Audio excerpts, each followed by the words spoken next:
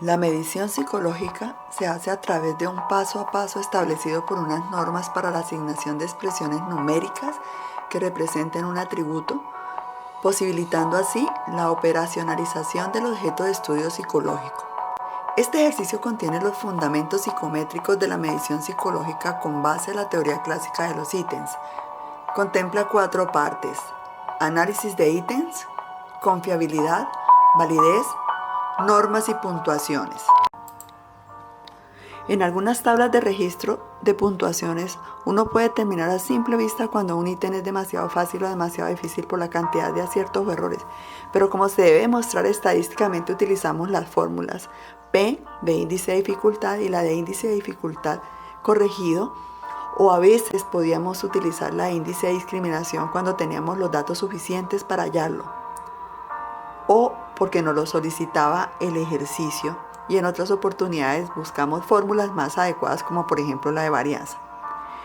En la prueba de cribado cognitivo hallamos que el 50% de los ítems deben ser modificados desde el punto de vista de su dificultad, bien porque son muy difíciles o bien porque son muy fáciles.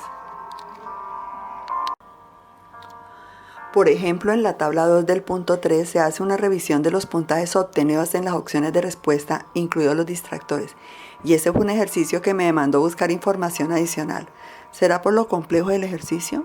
No sé, pero sí sé que es muy necesario que seamos competentes para la revisión psicométrica de los instrumentos, ya que en el ejercicio profesional del psicólogo, la evaluación psicológica es básica para el planteamiento de las estrategias de intervención a un consultante. Para hallar el índice de discriminación de los distractores, me confundía el hecho de que lo habíamos hecho en clase en cuanto a toda la tabla de registro donde aparecen los sujetos y todas sus respuestas correctas e incorrectas. Y podíamos hallar los grupos superiores, grupos inferiores para poder aplicar la fórmula. Pero no recuerdo ni encontré las sesiones grabadas de clase haberlo hallado. Con respecto a los distractores, encontré una fórmula de Calvo, un profesor universitario que propone una fórmula muy coherente para hallar la varianza a partir de la proporción de los puntajes de las personas que marcaron los distractores, y así hallar la capacidad discriminativa, donde si la varianza es 0 la opción no discrimina, o 0,25 representa una alta capacidad discriminativa para el distractor. Resultó que el ítem 1 es inadecuado, ya que es medianamente difícil y la media de la opción correcta es mayor a la de los distractores, y tiene además una alta capacidad para detectar las diferencias individuales del rango a medir. O sea, su varianza fue de 0,24. El 2 es un ítem inadecuado, pues por el solo hecho de que presenta una media mayor en los distractores que la de los aciertos. Y el ítem 3 podría mejorarse. Es que si digo inadecuado, temo que se crea que no se puede modificar. Si tenemos poquitos ítems, vale la pena entonces volver a trabajar con la redacción y la revisión de estas opciones. Tiene 2 distractores que no les sirven, quizá por lo obviamente incorrectos. Entonces, por ejemplo, la opción E, todos la descartaron porque obviamente era la incorrecta. En la tabla 3 del punto 4 había que analizar si era necesario modificar algún ítem a partir del estudio de las alternativas incorrectas, para lo que tuve que basarme solo en las medias tanto de los aciertos como de los distractores, al igual que en la varianza, ya que no había manera de hallar el índice de discriminación, lo que me dio como resultado que debían modificarse todos los ítems, bien porque en su mayoría resultó que la media de los distractores es mayor a la media de los puntajes de los aciertos, excepto la del ítem 2, pero resulta que en este ítem hay una alternativa que nadie la escogió, o sea, no cumplió con la condición de ser respondida por más del 10% de los que contestaron el ítem. Para los análisis solicitados en la tabla 4 del punto 5 se realizaron los procedimientos para hallar índice de dificultad corregida e índice de discriminación. Bueno, el hecho de que estuvieran protegidas las tablas dificultó un poco el proceso. Diría más bien lo demoró, porque al hallar los cuartiles no pude organizarlos por grupo superior, medio o grupo inferior. Sin embargo, la fórmula de Excel de contar sí y colocar entre comillas los valores que debían sumar me fue muy útil.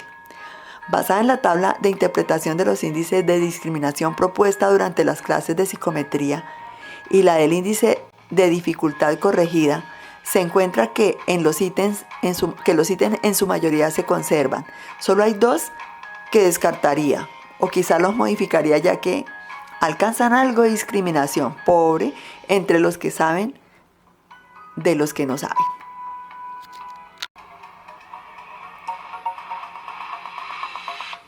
Cuando se hizo la comparación, los hallazgos de nuestro ejercicio en cuanto a los niveles de dificultad de los índices de la tabla 4, que contiene los valores obtenidos en el banco de reactivos utilizado en la prueba de sociales y ciencias ciudadanas, con los propuestos por el ICFES en la misma tabla, nos damos cuenta que son coherentes, pues quizá el ítem 6 llama un poco la atención. Para el ICFES es de baja dificultad, para nosotros es medianamente difícil. Pero pues creo que las diferencias pueden darse por los criterios en los rangos de las tablas de interpretación del índice de dificultad que utiliza el ICFES frente a la que utilizamos en este análisis. No siempre manejan rangos iguales estas tablas de interpretación, o los nombres de los rangos difieren entre unas tablas y otras. Por ejemplo, la tabla trabajada en clase tiene rangos diferentes a la que plantea Cortada en su libro, donde la clasificación de un ítem muy fácil en nuestra tabla se llama altamente fácil desde un puntaje mayor a 0,81.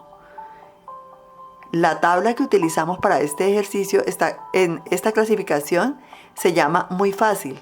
Está a partir de un puntaje mayor a 0,86. Y así con los otros rangos de clasificación. Las tablas tienen diferencias.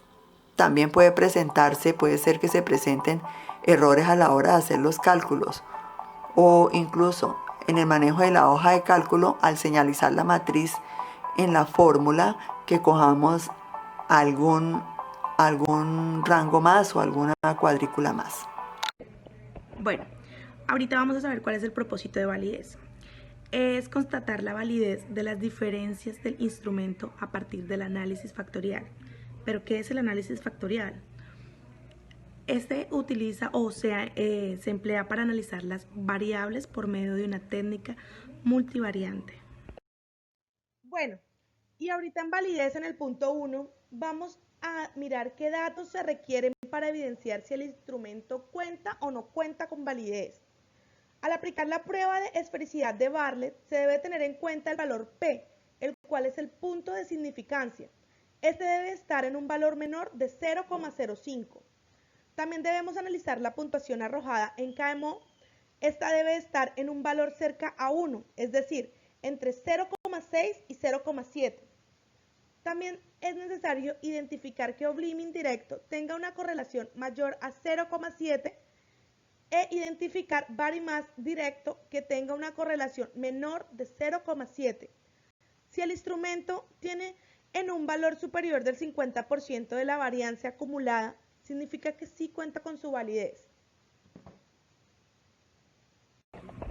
Bueno, continuando con normas y puntuaciones, voy a explicarles cuál es la finalidad de puntuación Z, puntuación T, eneatipos y rangos percentiles.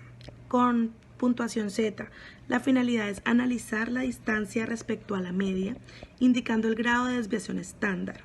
Puntuación T, esta nos permite la puntuación Z, cuya media de distribución derivada es de 50 y su desviación estándar de la distribución derivada es de 10.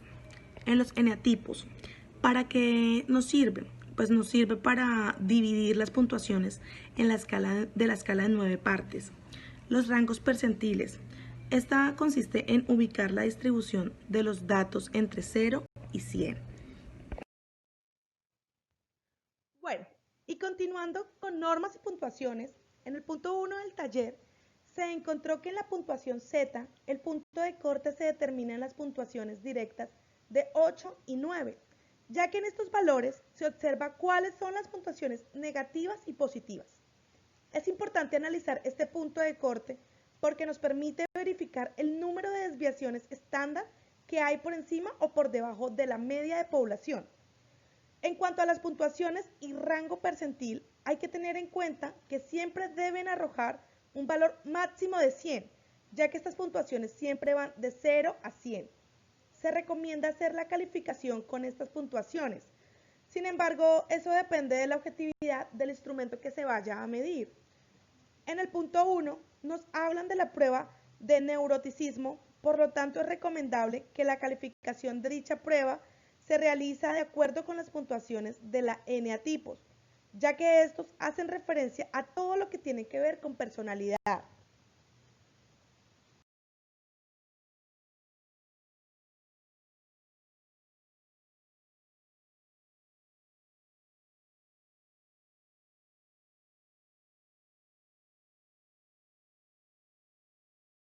Luego, en la confiabilidad, lo que encontramos es que hace referencia a la ausencia de error de medida, a lo que es lo mismo como el grado de consistencia y estabilidad en los puntos obtenidos a lo largo del suceso, a los sucesos del proceso de la medición con el mismo instrumento. En la confiabilidad encontramos unas medidas de estabilidad por el test de Pearson, que es un mismo instrumento de medición, es aplicado 2 o más veces en el mismo grupo de personas después de un periodo de tiempo. Luego sigue la equivalencia de Pearson, que son las formas pues, paralelas. En la confiabilidad, la consistencia interna que va a orbital de error.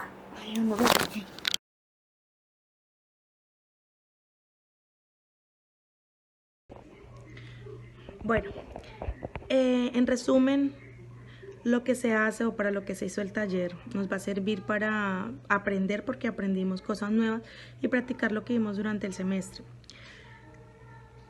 Todos los métodos que nosotros vimos y que existen en la literatura en psicología que permiten realizar un análisis a las pruebas que traen propiedades psicométricas nos dan unos puntajes de validez o de confiabilidad. Entonces ahí lo que hacemos es aplicar lo que vimos en diferentes tipos de análisis según el objetivo de análisis que tengamos. Aquí cada uno tiene su objetivo de interpretación.